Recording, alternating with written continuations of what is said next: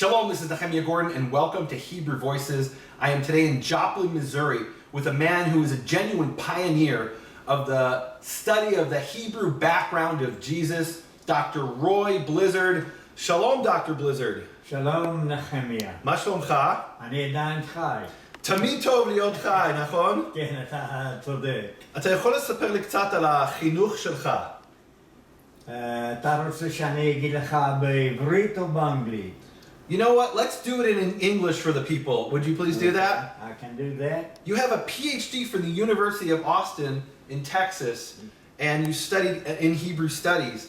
And can I give a rundown quick, and you'll fill in some of the blanks? Mm-hmm. Dr. Roy Blizzard, PhD, a BA from Phillips University, and a major in religion, 2 different master's degrees, one Eastern New Mexico University, archaeology, anthropology, and religion, other master's degree, University of Texas, Austin in Hebrew studies, and then finally your PhD at UT Austin in Hebrew studies.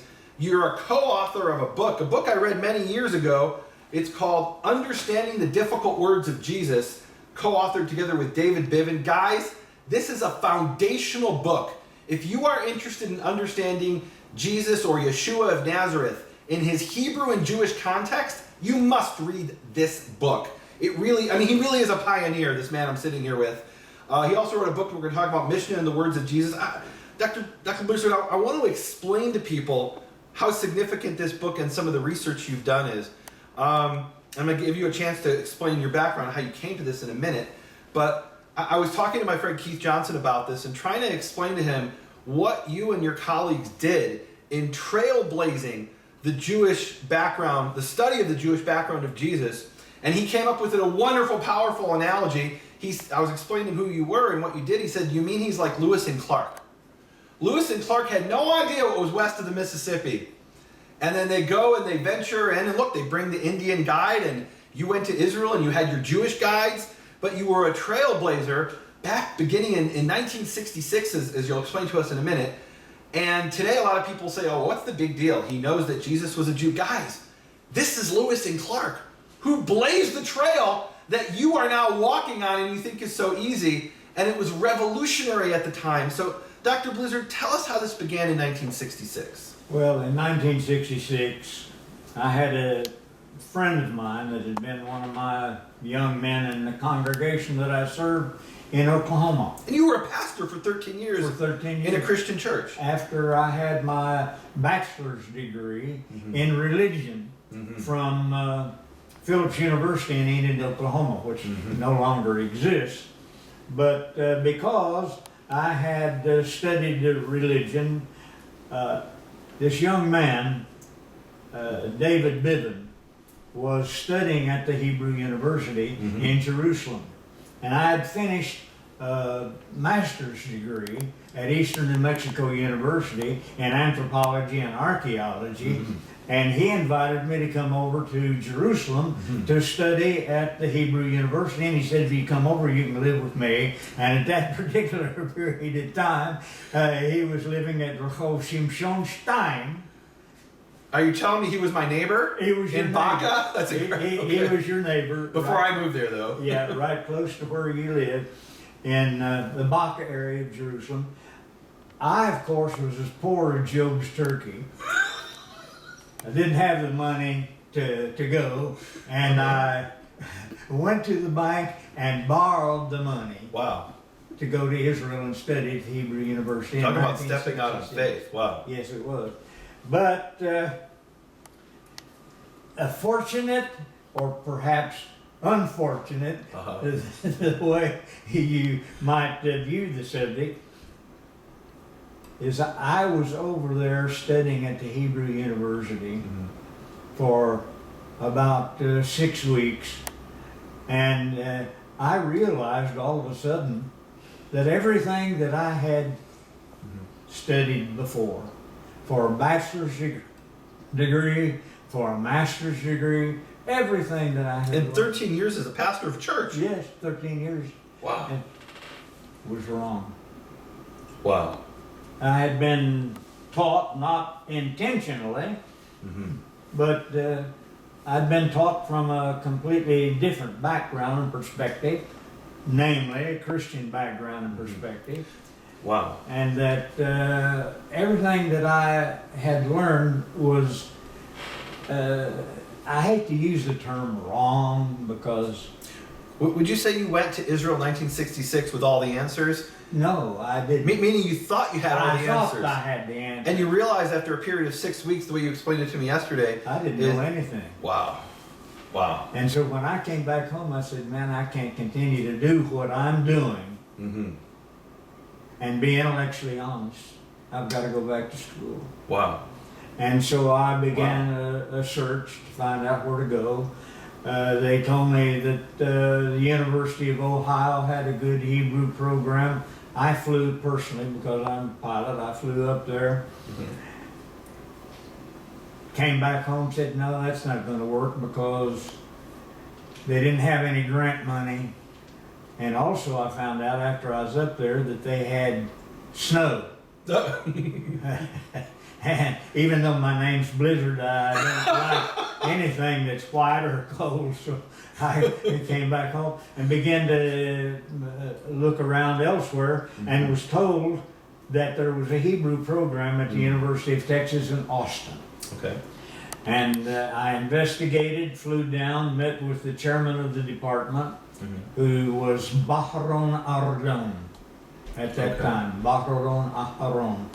And he told me, he said, well, we basically don't have any funds or anything like that. I can't promise you anything. But if you come down and start studying with us, I'll do what I can.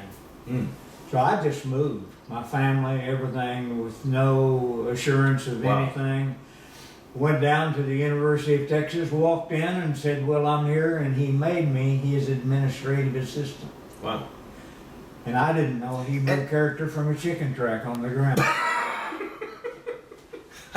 You know what I love about you? One of the things is we were sitting yesterday and we were talking in Hebrew, and you made the remark to me. You said, you know, I bet the only one you ever spoke to with an Ozarkian accent. Ozark hillbilly accent. Yeah, you said that, not me. Speaking fluent Hebrew. And what's incredible to me is, you know, a lot of people I think wouldn't think UT Austin is any kind of Hebrew program.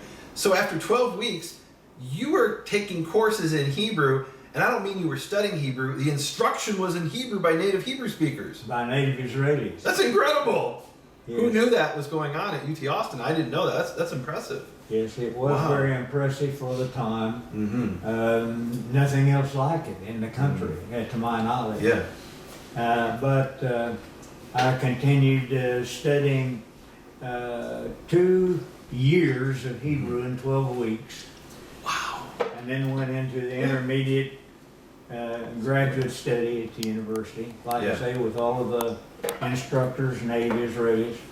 And after my first year, Professor Baradon, this is in 1968, said, if you'll go to Israel and work on an archaeological excavation at the Temple Mount with one of his former colleagues, who happened to be Professor Mazar. Benjamin Mazar. Benjamin Mazar. And just to give people the background, so 1967, Israel liberates the eastern half of Jerusalem, and one of the things they do, one of the first things they say, hey, let's excavate around what we call the Western Wall, and what people, I don't think called it that, but it is the Southern Wall. And so you're part of those excavations.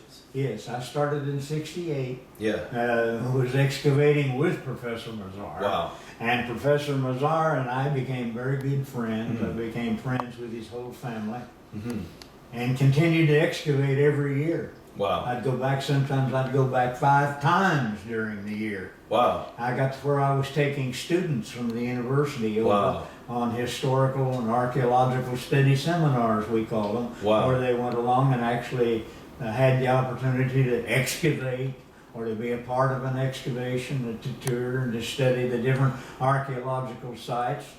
And if you will recall, the excavations at the Temple Mount happened to be the most impressive archaeological excavations in the whole country. Although there were other places that were excavating, everybody wanted to excavate at the Temple Mount. Yeah, of course. Now, some of the people who have been following me for many years will remember me sitting on the steps leading up to the Temple Mount which is an historical place. When people walked up from the city of David into the temple, they walked on these very steps, and you were involved in excavating those steps.